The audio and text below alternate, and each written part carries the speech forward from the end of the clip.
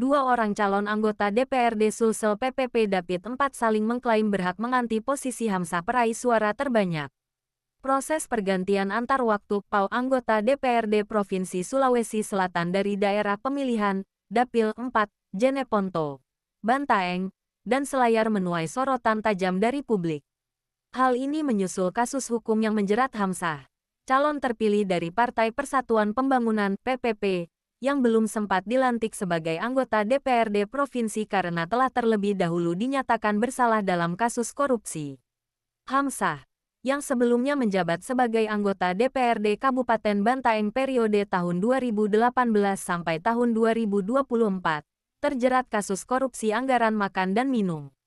Ia divonis 6 tahun penjara oleh Pengadilan Tipikor PN Makassar pada April tahun 2025.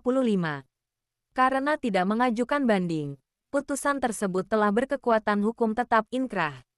Dengan demikian, Hamzah tidak memenuhi syarat untuk dilantik sebagai anggota DPRD Provinsi Sulsel.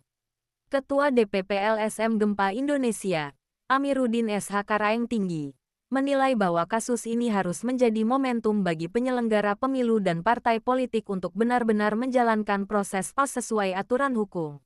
Khususnya PKPU Nomor 6 Tahun 2019 tentang perubahan atas PKPU Nomor 6 Tahun 2017 tentang penetapan calon terpilih, penggantian calon terpilih, dan calon pengganti antar waktu anggota DPR, DPD, DPRD Provinsi dan Kabupaten Kota. Ketika calon peraih suara terbanyak pertama terbukti secara hukum melakukan tindak pidana dan tidak bisa dilantik, maka yang wajib menggantikannya adalah calon dengan suara terbanyak berikutnya dari partai yang sama dan dapil yang sama, ujar Amiruddin. Peraih suara terbanyak kedua dari PPP di dapil tersebut adalah Dra. Hj. A. Rita Sugiyarti Mangunkarim, MC. Namun, berdasarkan informasi internal partai, Hj. Rita telah menerima surat rekomendasi resmi dari DPP PPP untuk maju sebagai bakal calon bupati atau wakil bupati Bantaeng periode tahun 2024 sampai tahun 2029. Karena telah mengalihkan fokus politik ke pilkada, maka secara etis dan politis, ia tidak seharusnya ditetapkan sebagai PAU.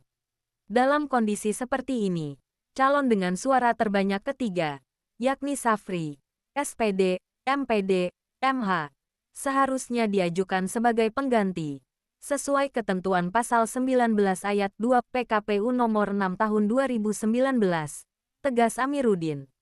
Namun persoalan kian rumit ketika Hj. Rita membatalkan pencalonan dirinya di Pilkada Bantaeng tanpa alasan yang jelas.